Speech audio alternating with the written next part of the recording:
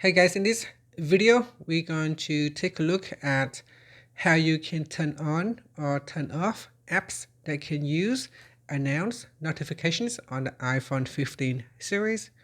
First, let's go back to the home screen by swiping up at the bottom of the screen. From the home screen, tap on Settings.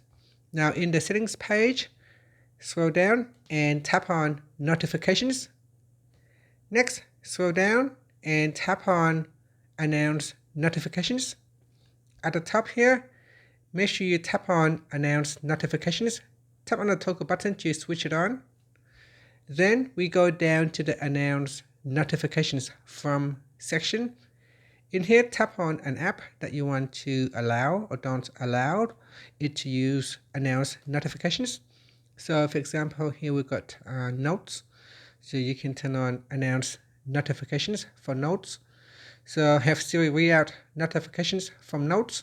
Siri will avoid interrupting you and will listen for responses after reading notifications.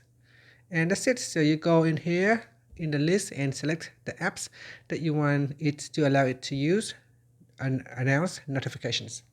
And that's it. After you can swipe up to go back to the home screen. Thank you for watching this video.